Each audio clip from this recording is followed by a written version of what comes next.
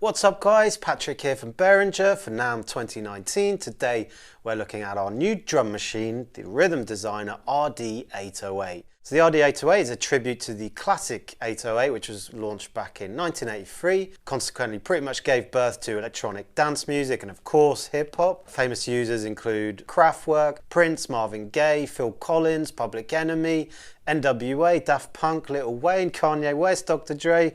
They've all used it basically. So the RD-808 here features a completely analog drum engine with 16 drum sounds, also has dedicated 1/4 inch outputs for each drum channel, MIDI and USB connectivity, 64-step sequencer, has a wave designer and dual mode analog filter, tap tempo, mute solo and a whole host of other features which we'll cover more in depth in a future video, but for now we'll just check out some sounds and let's make some beats. Okay, so let's make a quick little beat, but before we start, I'm actually going to set up some polyrhythms. So with this poly function here, we can actually set different pattern or step lengths to each drum. For instance, on the closed hat and the open hat and the bass drum, we can set this to a 32 step pattern, whilst the overall global pattern is running at 16. So let's go ahead and do that. So just press settings, go into poly mode here, and you want to make sure that it's on, so we'll just use the data controller here and we'll turn it on. And now we can set different pattern lengths for each selected drum. So for instance, we'll go on the closed hat here, and here in the pattern section, you see we're on 16 steps. So I'm going to go to 32, and you'll see here the step sequencer LEDs are no longer solid white, which means this pattern isn't in use at the moment. So if I just go to the end and select it, and now we have 32 steps for the hi-hat.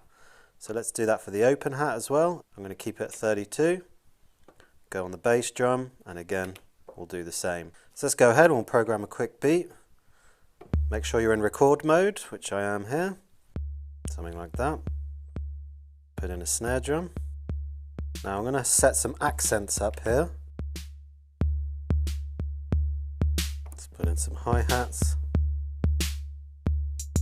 Set an open hat there. Let's go ahead and add some congas in. And obviously we can have those as toms. Now you can tune them.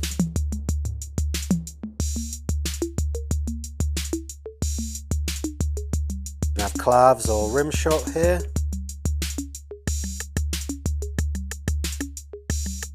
We can have maracas or hand clap here, so the maracas is like a shaker. We can mute and solo.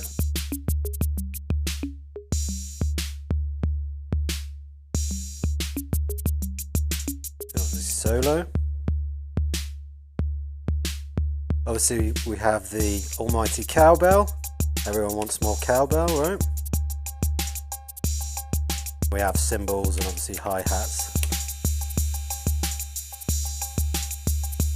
Now let's check out the bass drum a bit. Obviously we have a decay, a tone and a tune. So we can tune the pitch. Got a tone. Make it more clicky, all the way through to more muffled, and then we have the decay. So for the snare we have a tone,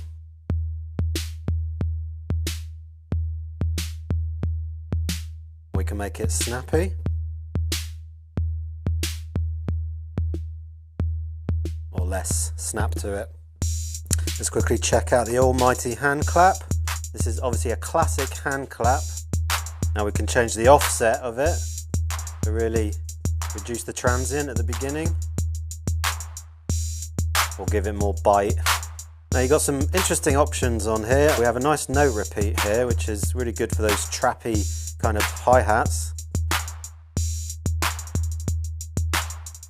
And we can do different time quantizers with it.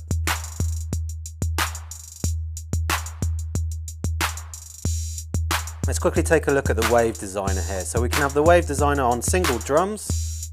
I'll just put it on all of them so we can really hear the effect. Let's beef up the sustain a bit. It's really interesting to have this effect embedded on the rhythm designer here. You can really shape those drums. Obviously we have the attack. Give it more punch. punch. And we can go a lot more percussive.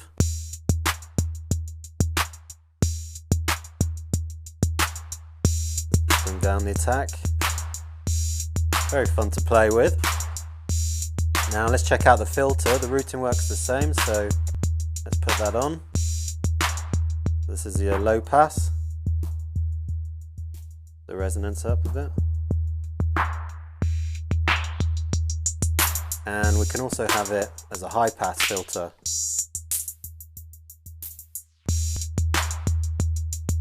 And resonance itself is quite interesting, just to give a bit more high-end grit to the drum sound. And there we go, quick little beat.